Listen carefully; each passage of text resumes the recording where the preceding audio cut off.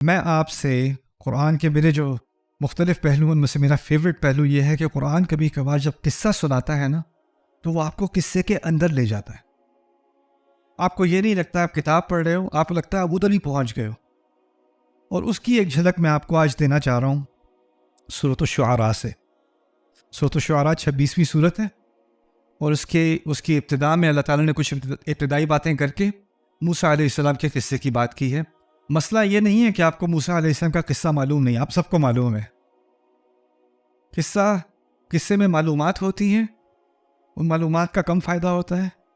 قصہ سنایا کیسے جا رہا ہے، کہانی نہیں ہوتی، کہانی سنائی کیسے جاتی ہے، بتائی کیسے جاتی ہے، میرے رب کے سنانے کا طریقہ کیا ہے، اور سنانے میں کیا اثر ہوتا ہے انسان پر، اس کا آج ہم جائزہ لیں گے اس قصے کے ذریعے. وَإِنَّ رَبَّكَ لَهُوَ الْعَزِيزُ الرَّحِيمُ، اور تیرا رب اس میں کوئی شک ہے ہی نہیں کہ وہی ہے تمام اقتدار والا اور بہت محبت اور خیال کرنے والا. العزیز الرحیم.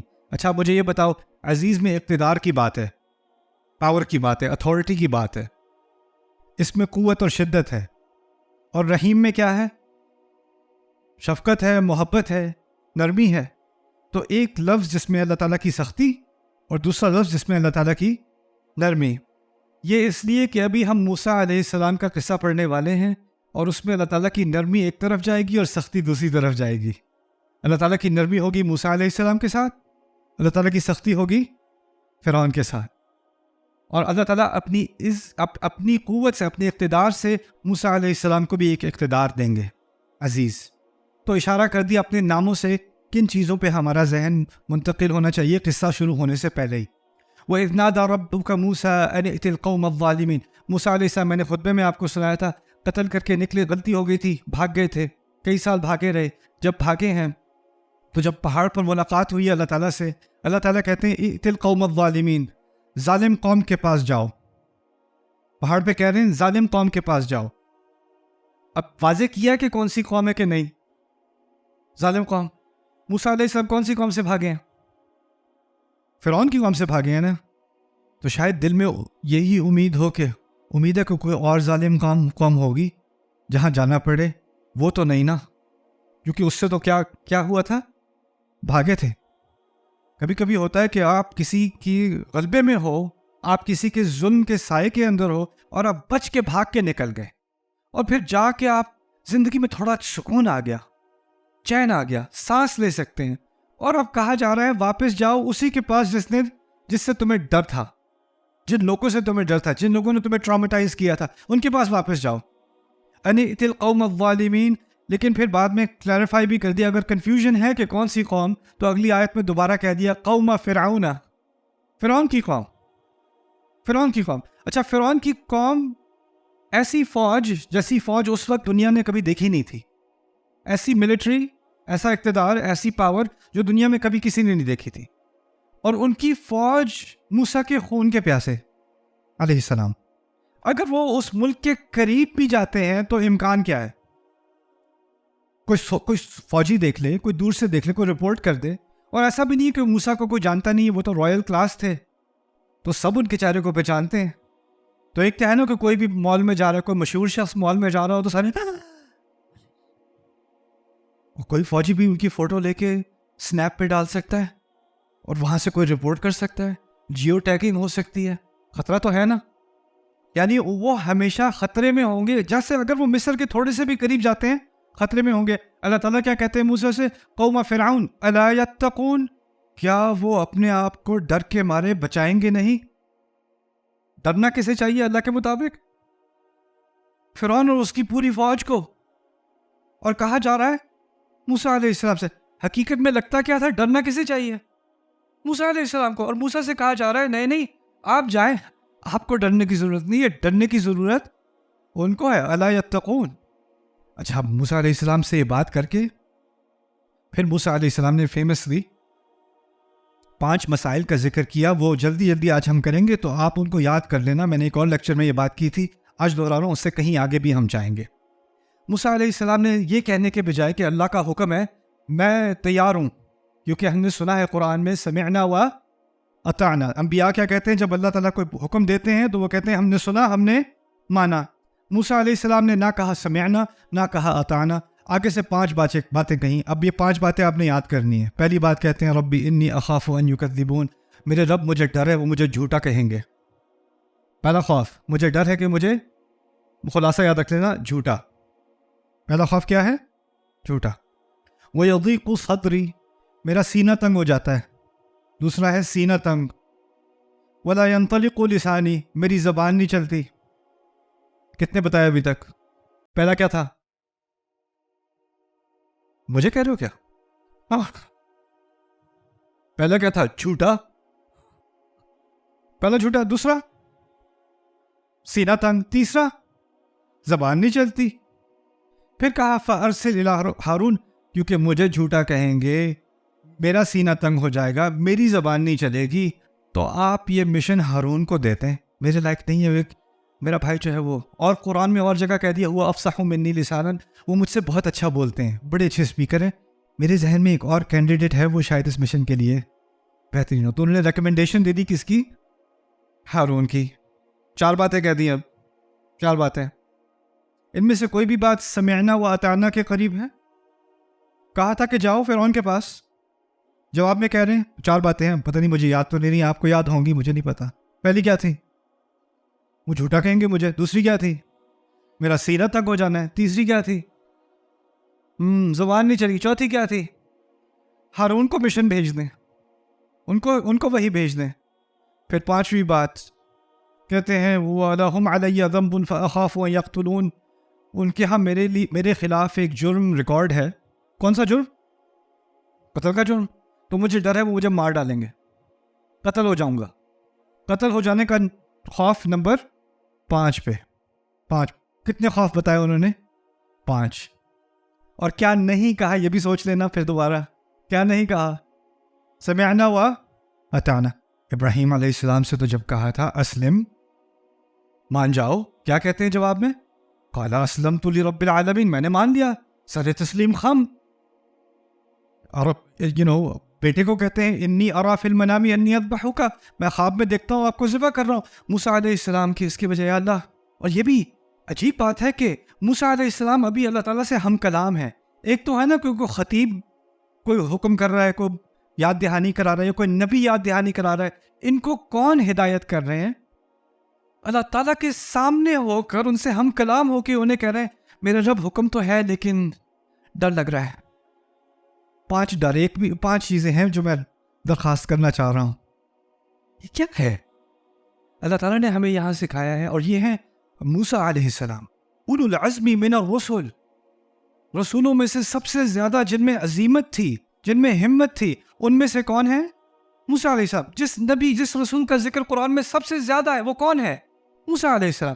اللہ تعالیٰ نے ایک بات سکھائی ہے، اگر اللہ حکم دے دے مجھے تو اس کا مطلب یہ نہیں ہے کہ میرے جذبات نہیں ہوں گے، میرا خوف نہیں ہوگا، میری انگزائٹی نہیں ہوگی، مجھے نروسنس نہیں ہوگی، مجھے خود پر اعتماد نہیں ہوگا. یہ ساری چیزیں ہوں گی، اور ان چیزوں کا مجھے اللہ تعالیٰ کے سامنے اعتراف کرنا پڑے گا.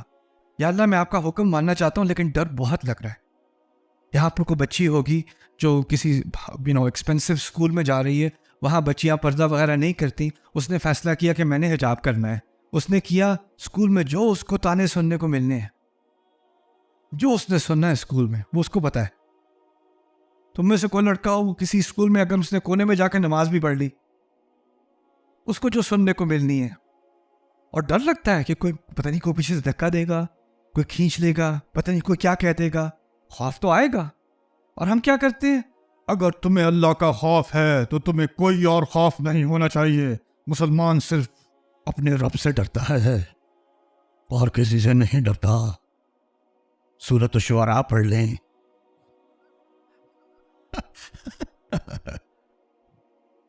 خواہ ایسا سٹینڈرڈ بنانا جس کے بارے میں اللہ تعالیٰ کو ہمدردی زیادہ ہے. اللہ تعالیٰ کہہ رہے ہیں ٹھیک ہے خوف ہوتا ہے کبھی. اچھا یہ خوف بھی کتنے تھے میں پھر بھول گیا. ان میں سے آخری کون سا تھا؟ پہلا کون سا تھا؟ ہاں، مجھے ڈر ہے کہ مجھے جھوٹا کہیں گے، مجھے ڈر ہے کہ مجھے جھوٹا کہیں گے، اور مجھے ڈر ہے کہ مجھے کاٹ کے مار دیں گے. وہ آخری ہے. اور مجھے ڈر ہے کہ مجھے جھوٹا کہیں گے، وہ کہاں ہے؟ یعنی ان کو اس کا زیادہ خوف ہے. میں ہوتا تو کہتا میرے رب مجھے مار دیں گے، اگر مار دیں گے تو مارنے کے بعد جھوٹا کہتے رہیں، کیا فرق پڑنا ہے؟ اصل چیز اس کا خوف ہونا چاہیے، وہ کیا ہے؟ لیکن موسیٰ علیہ السلام کے ہاں بڑا خوف کون سا ہے؟ مجھے جھوٹا کیا نہیں ذلت کریں گے، سب کے سامنے نام پکاریں گے، اہانت کریں گے۔ انسان کو اپنی عزت کا اتنا خیال جیسا کسی اور جانور کو، کسی اور جاندار کو عزت کا اتنا خیال نہیں جتنا انسان کو۔ کوئی کبوتر اڑ رہا ہے، اس کو تم گالیاں دے دو وہ پھر بھی اڑتا رہے گا، اس کو ڈپریشن نہیں ہوگی، اس نے جو کھانا ہے اس نے کھانا ہے۔ چکن کے سامنے تم جو بھی کہتے رہو، مرغی کو، بلی کو جو بھی کہہ لو، بلی نے جو کرنا ہے کرنا ہے۔ انسان آفس میں کام کر رہا ہے، باس نے آ کے بدتمیزی سے بات کر دی، آج بھوک نہیں لگ رہی، آج تو یہاں فون نہیں اٹھایا جا رہا، بات نہیں کی جا رہی، منہ اتر گیا ہے۔ ہوتا ہے کہ نہیں؟ یہ کسی اور جاندار کے ساتھ ہوتا ہے؟ انسان کو اپنی عزت کبھی کبھار اپنی جان سے بھی زیادہ پیاری ہوتی ہے۔ مریم سلام علیہا واپس آنے والی تھیں بچے کے بعد، عیسیٰ کے بعد علیہ السلام۔ لوگوں نے مارنا نہیں تھا انہیں، لوگوں نے تانے دینے تھے لوگوں نے۔ کیا کہتی ہیں؟ یا لیتنی مت قبل ھذا، کاش کہ میں اس سے پہلے مر گئی ہوتی۔ قرآن نے ریکارڈ کیا۔ انہیں جان کا خطرہ نہیں ہے، کس کا خطرہ ہے؟ عزت کا۔ تو یہاں پر قرآن نے سکھا دیا دو بڑے بڑے جرم ہیں۔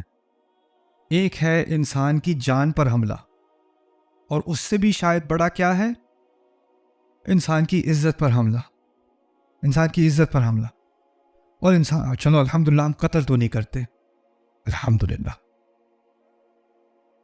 لیکن کیا ہم بہت آسانی سے کسی کی عزت پہ حملہ کر دیتے ہیں؟